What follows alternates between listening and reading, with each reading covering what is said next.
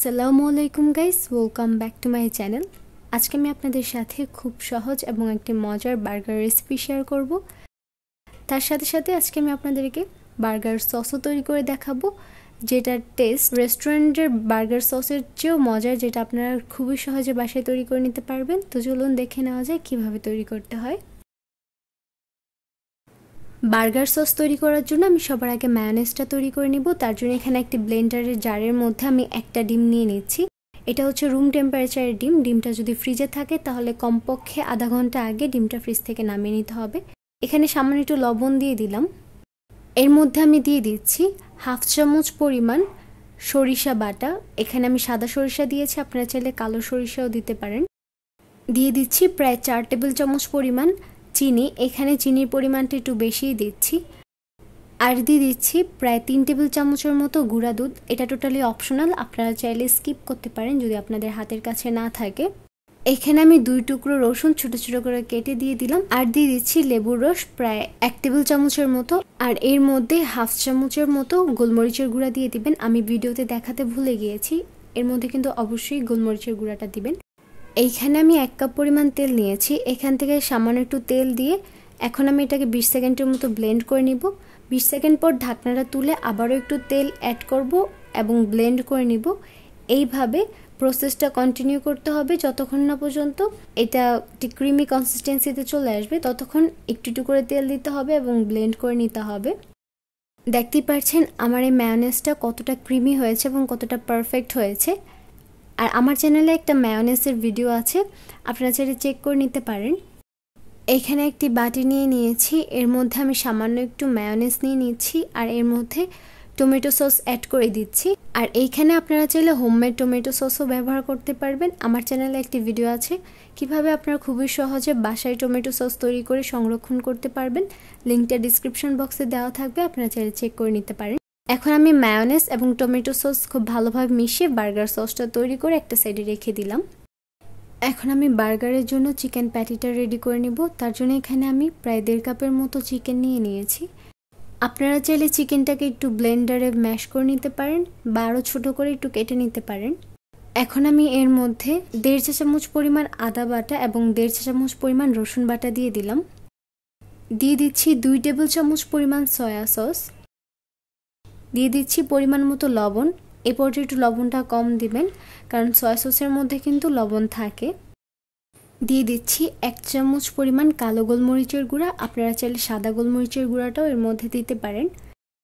আমি এখানে প্রায় 1.5 চা চামচ পরিমাণ মরিচের গুঁড়া দিয়ে দিলাম। আপনারা আপনাদের টেস্ট অনুযায়ী মরিচের গুঁড়াটা বাড়িয়ে বা কমিয়েও দিতে পারেন। আর দিয়ে দিচ্ছি সামান্য একটু ধনিয়ার গুঁড়া, প্রায় হাফ চামচের মতো ধনিয়ার গুঁড়া আর হাফ চামচের মতো জিরার গুঁড়া। এখন আমি এর মধ্যে দিয়ে দিচ্ছি 1.5 টেবিল চামচের মতো লেবুর রস এবং সবশেষে দিয়ে দিচ্ছি প্রায় 4 টেবিল চামচের মতো কর্নফ্লাওয়ার। কর্নফ্লাওয়ারটা দিচ্ছি যাতে এর মধ্যে একটা হালকা স্টিকি স্টিকি ভাব থাকে। আর আপনারা যদি চিকেনটাকে একদম ম্যাশ করে এর মধ্যে দেন তাহলে কিন্তু আপনাদের এই কর্নফ্লাওয়ারটা না দিলেও হবে। এখন আমি সব মশলা এবং চিকেনটা খুব ভালোভাবে ম্যারিনেট করে নিব। চিকেনটা খুব ভালোভাবে ম্যারিনেট করে নিয়েছি। এখন আমি চিকেনটা ভেজে নিব। ঠিক এরকমভাবে একটি শেপ দিয়ে এখন আমি চিকেনটা ভেজে নিব। তার জন্য আমি চুলার উপর একটি প্যান বসিয়ে দিয়েছি। প্যানটা গরম হয়ে যাওয়ার পর আমি এর মধ্যে তেল দিয়ে দিয়েছি এবং তেলটাও একটু ভালোভাবে গরম করে নিতে হবে। তেলটা গরম হয়ে যাওয়ার পর আমি এগুলোকে এভাবে শেপ দিয়ে ভেজে নিচ্ছি। 2 পাশ উল্টিয়ে পাল্টিয়ে আমি লালচে কালার করে ভেজে নিয়েছি যতক্ষণ না পর্যন্ত চিকেনটা মোটামুটি ভাজা হয়ে যাবে। চিকেনটা সম্পূর্ণ ভাজার অংশটা আমি দেখাতে পারিনি। যাই হোক, আপনারা এইভাবে 2 পাশ উল্টিয়ে পাল্টিয়ে চিকেন প্যাটিটা ভেজে নেবেন। এখানে আমি চিজ দিয়ে দিয়েছি। আমি এখানে মোজরেলা চিজ দিয়েছি, আপনারা চাইলে স্লাইস চিজও দিতে পারেন। এখন আমি একটু ওভেনে দিয়ে এই চিজটা একটু মেল্ট করে নেব চিকেন প্যাটিটার উপরে। আমি এখানে রেডিমেড বাহির থেকে বার্গার বান নিয়ে এসেছি। আপনাদের যদি হোমমেড বার্গার বানের রেসিপি লাগে তাহলে আমাকে কমেন্টস করতে পারেন, আমি আপনাদের সাথে শেয়ার করব। আর আপনারা এই বার্গার বানটা ইজিলি যে কোনো সুপার শপে পেয়ে যাবেন। আর এই বার্গার বানটা বাহির থেকে কিনতে গেলে কিন্তু অনেকটাই কস্টলি হয়ে যায়। যাই হোক, দেখতেই পাচ্ছেন আমি একটি ব্রেড নাইফের সাহায্যে বার্গার বানগুলো মাঝখান দিয়ে কেটে এইভাবে 2 ভাগে ভাগ করে নিচ্ছি।